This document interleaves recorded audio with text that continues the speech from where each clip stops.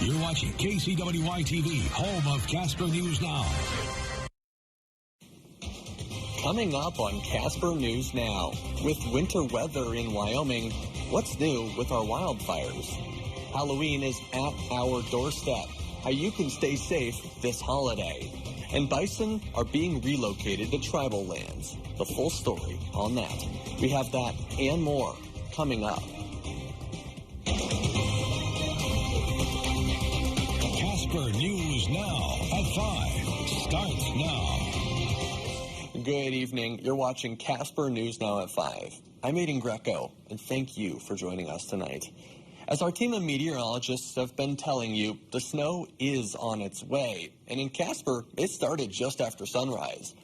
The oil city already looks like a white Christmas, or should I say a white Halloween. Let's check the latest conditions with Chief Meteorologist Carl Rippey to see how much more snow Wyoming can expect. Yeah, trick or treat. We do see that change in our forecast. Some of that started to stick just a bit. We got past that 9 o'clock mark. This is the way it looked out our window with Casper Mountain in the silhouette, which you can't see. And with that snowy weather that did make its way in, it also caused a little bit of that travel impediments here and there. This is the way it looked as we got into the early part of the day, early afternoon, into the snow, into the storm we went. That was sent in by our storm team. 33 is where a lot of us are sitting. 32 is where some of us are sitting. This is really dangerous weather for us, as it is trying to thaw out just a little bit and stick. It's going to be very slick while you are out and about. Looking at our conditions, just kind of give us an idea of where that snowfall is going to be most needed, and some of our fire weather concerns have been arrested as this storm moves through. Now we'll talk about timing, how much it's going to last, how much longer it's going to last, and what the impacts are going to be coming up in a minute. Well, I'm just so happy it's finally snowing, Carl. Right, I can see the joy on your face. I wish that I was in Casper right now to be able to enjoy it. It's just a little ways away, although it's probably going to melt off before you really get there. So. And it'll be here soon enough. True. Yes, indeed. All that wet, heavy snow could be a danger, though, to your trees. That's why the city of Casper is reminding residents to shake those trees a little harder to knock off some snow. That'll prevent them from getting too heavy and risk limbs from breaking off. Those smaller, weaker trees are especially prone to damage during this time of the year.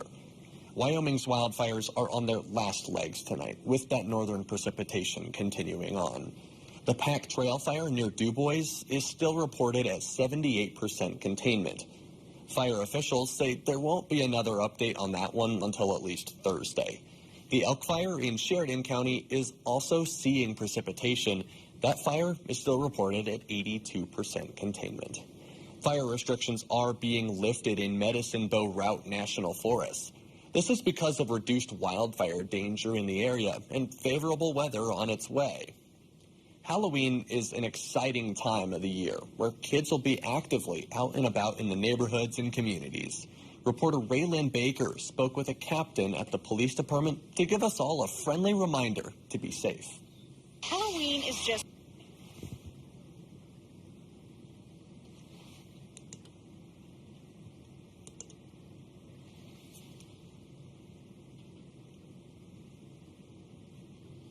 Sorry about that, folks. We'll have more on that a little bit later on.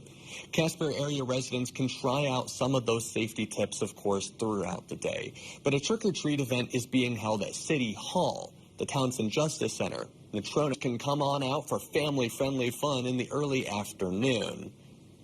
On Halloween from 3 to 5, the city of... Fun in the early afternoon. On Halloween from 3 to 5, the city of Casper is going to be hosting a safe event for kids to come by and get candy. The street will be blocked off in front of the police department and City Hall, and there'll be some vehicles and some city equipment that kids can check out while they're picking up candy and having a safe good time. That event will also feature first responders and even a snowplow parked right in front of City Hall, all ready to hand out some kitty to the costumed kiddos. And with the arrival of the snow, much of Yellowstone National Park is closing for the season. Over the winter, park staff will be working to manage bison populations and relocate animals into tribal lands. Reporter Quinn White joins us with a closer look at those efforts. As the snow begins to fall, Yellowstone National Park has finalized its bison management strategy for the upcoming winter season. This effort will play a key role in bison restoration across the Great Plains. They are such a vital animal, not only for the landscape and the ecosystem, but also for indigenous tribes across the West. The National Park Service plans to coordinate with tribal entities and the Intertribal Bison Management Plan partners so they can send up to 25% of the park's bison population to tribal lands. This will help keep Yellowstone's bison population somewhere between 3,500 and 6,000 animals. Beth Sabo works with conservation nonprofit American Prairie. She tells me these distribution efforts are necessary in protecting the legacy of the American bison. It's just really encouraging and exciting to see that the park is making efforts and strides and gains in helping to support and grow tribal efforts to increase bison on their native landscape. Between the Eastern Shoshone and Northern Arapaho tribes, there are over 160 wild bison living on the Wind River Reservation. All of those animals were received in collaboration with the Intertribal Buffalo Council, a collection of 80 tribes in 20 states, facilitating the management and conservation of buffalo on tribal lands. Reporting in Casper, because local matters, I'm Quinn White, Wyoming News Now. Now, since 2019, over 400 Yellowstone bison have been transferred to 26 tribes across 12 states in partnership with the Intertribal Buffalo Council. Your input's needed as Yellowstone is planning a new project for its northeast entrance road. Updates would be made to 27 miles of that road between Tower Junction and the northeast entrance. The project would enhance the road's resilience to natural disasters. You'll recall that this road was seriously damaged during the 2022 flooding at Yellowstone. You can learn how to comment by checking out our web story. And the city of Casper also wants your input in their 30-year plan. The MPO, or Metropolitan Planning Organization, is hosting a public open house tomorrow night from 5 to 7 at Casper College. The long-range transportation plan will identify priorities for improving transportation and health and safety. It's a chance for Casper area residents to help shape the future of their region. And we've got weather like we've had today. It's nice to stay inside, have a warm meal, maybe have some tea, and watch the snowfall from the comfort of your own home. However, some don't have that opportunity. John Habershaw spoke to a couple of nonprofits who opened their doors for the people without a place to call home on days just like today. On cold, snowy days such as today, many of us like to enjoy a warm meal inside the comfort of our own homes. But for some within the community, that opportunity is not available. Places such as the Wyoming Rescue Mission open up their doors to anyone for a chance at that warm meal and to do it together. We serve 3 meals a day, Monday through Friday, and then 2 on Saturday and Sunday. And so anybody that finds themselves hungry, cold, come on down for a hot meal. We can help you out. Speaking with Adam Flack of the Wyoming Rescue Mission, he tells me he chose this path in helping out those who are homeless or dealing with substance abuse for one simple reason. I feel like it's my calling. I feel like the Lord's called me just to help people, love people. Sometimes people are just on hard times, whether it's financial, substance abuse, whatever it may be. And I feel that everybody out there deserves a chance. Just 5 minutes south from the Wyoming Rescue Mission, the Salvation Army, another nonprofit within the community, not only offers a chance for a warm meal, but a chance for hope. People in this world care, and we have to show them that there are people that care, and that's why I like to use the word hope, because if you don't have hope, you ain't got nothing. And just like Flack, I asked Major Roy why he and the many volunteers over at the Salvation Army do what they do, and he simply answered, why not help? Why not? If you and I were out on the street, we would want someplace nice and warm to be at, especially on a day like today. we would be looking for a warm meal, and I would rather give it to them here in a safe place so they can be comfortable, gives them a little chance to stay warm, get dried off, and yeah. So while we're all out trying to stay warm this coming winter, be mindful of the opportunities that we have. I feel like there is an opportunity out there for everybody, but sometimes people need to be shown that opportunity. Reporting in Casper, because local matters, I'm John Habershaw, Wyoming News Now. Thank you, John. There are more nonprofits available throughout Natrona County that are willing to help those in need. Even in Cheyenne, places like the Comia Shelter and Family Promise are there to offer their support. And this is going to be our best season yet, connecting with big smiles and the biggest wow. Let's get down to it. Weekdays at 2 on KCWY TV.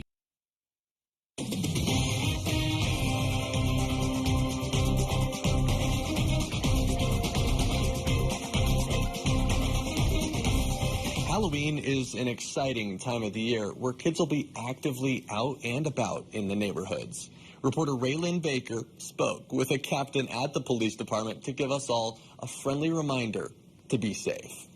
Halloween is just a few days away, and with the weather changing on us, safety will be even more important. Overall, our community is very safe on Halloween, but there are going to be a lot of kids out walking around the neighborhood. Captain Jeremy Trimmel with Casper Police Department tells me the way to remain safe while trick-or-treating is for kids and adults to be aware of their environment and for drivers to do the same.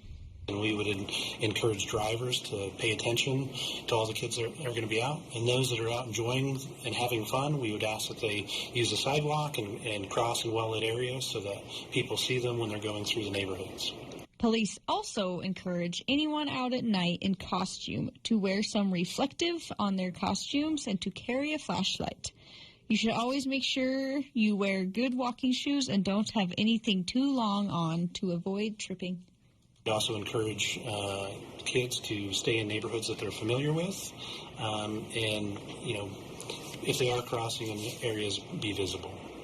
While it will most likely be a little chilly on Halloween night, we all wish for the safety of others. Reporting from Casper, because local matters, I'm Raylan Baker, Wyoming News Now. Thank you, Raylan. Vice President Kamala Harris and former President Donald Trump are trying to reach as many voters as possible 1 week from Election Day. Harris is delivering the final major address of her campaign this evening at the Ellipse, a park just outside of the South Lawn of the White House. It's where Trump stood ahead of January 6th. Washington correspondent Julia Benbrook has a preview of the vice president's remarks.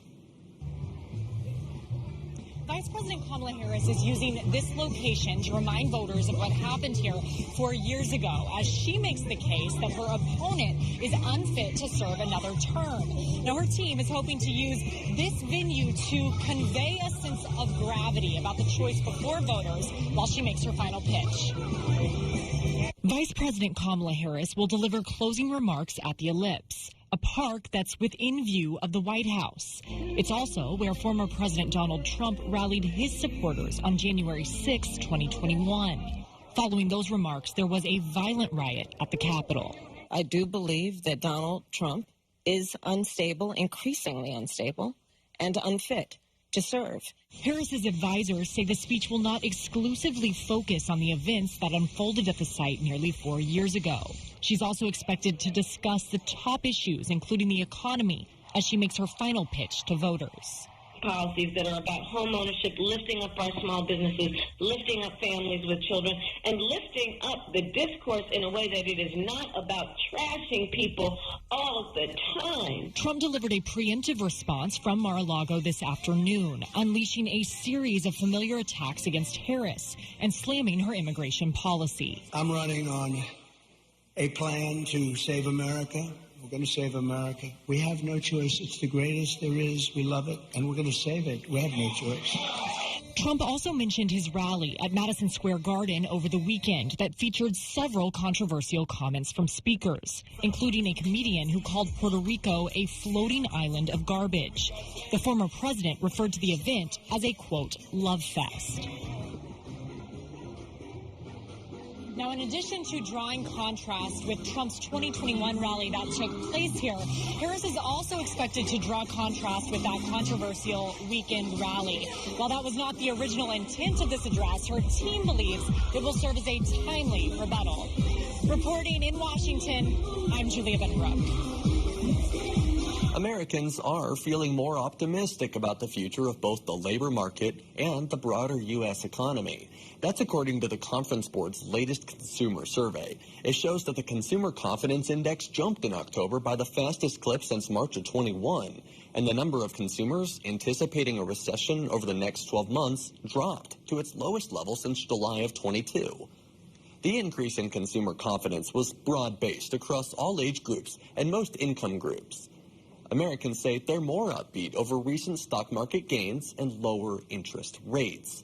And even though some are feeling optimistic, there's a lot of other emotions so close to this election, and that can impact your sleep. In today's Health Minute, Mandy Gaither explains something called electsomnia and how you can help manage the symptoms.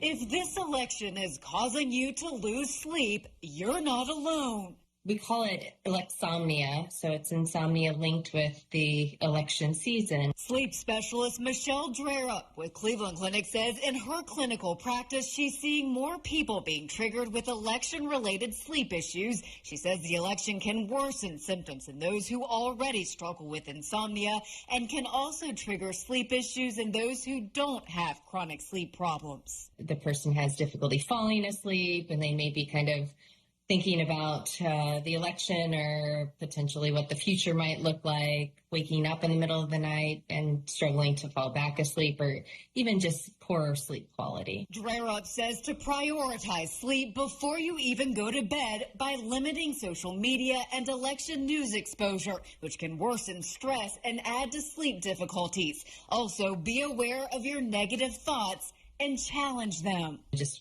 try to stay in the moment of where things are at right now. Finally, Drerup says not to focus on the election what-ifs. Instead, zone in on things you can manage. We have survived many elections. We'll get through this, right? It's only 4 years. Trying to figure out what I do have the ability to control. I'm going to go out and vote. I'm trying to, do things to support others to vote.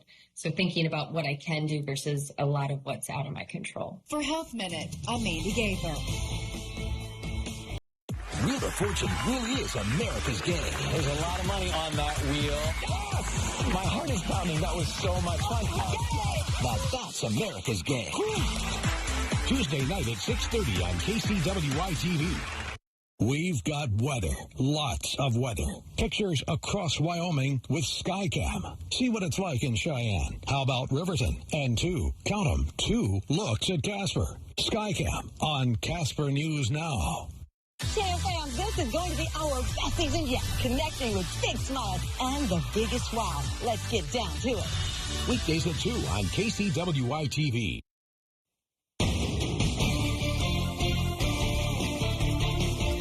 Great to see you. Hope you're doing well. Number of things going on in our weather we need to talk about, so just come right on in and we'll check this out together. Temperatures have definitely fallen into the 30s. They've been in the lower 30s for a few hours, fluctuated a degree or two.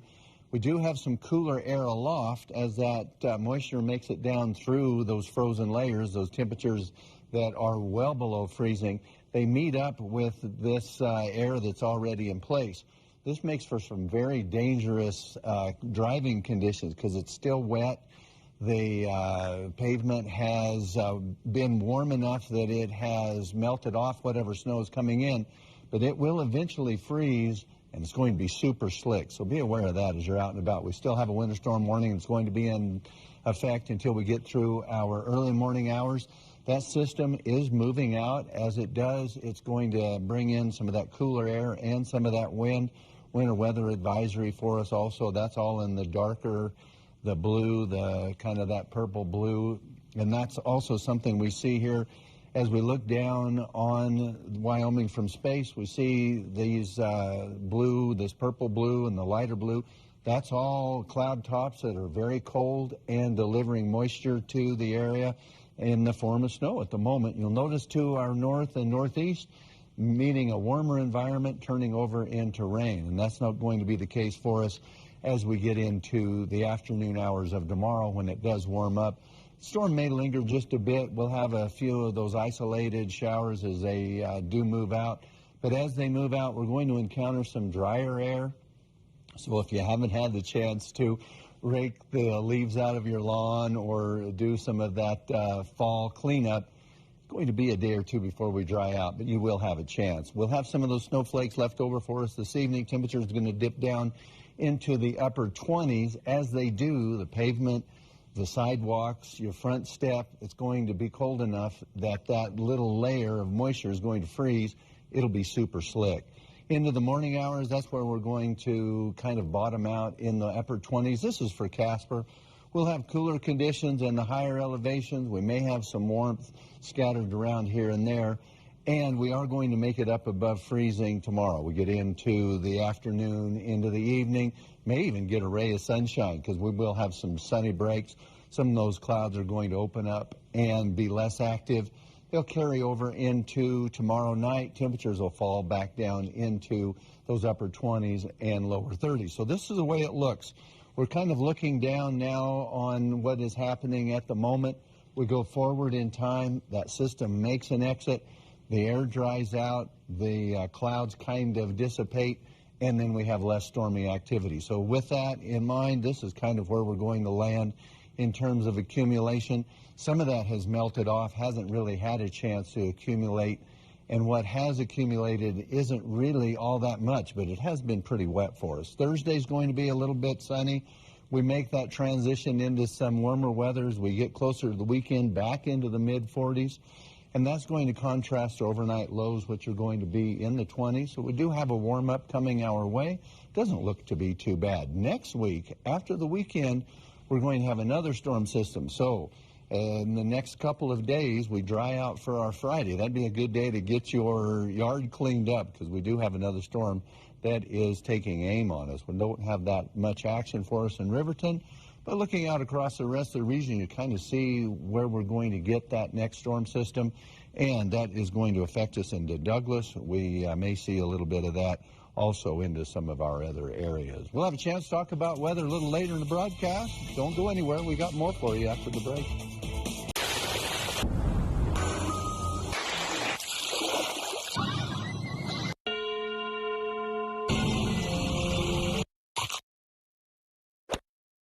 Handmade sweatshirts and stuff.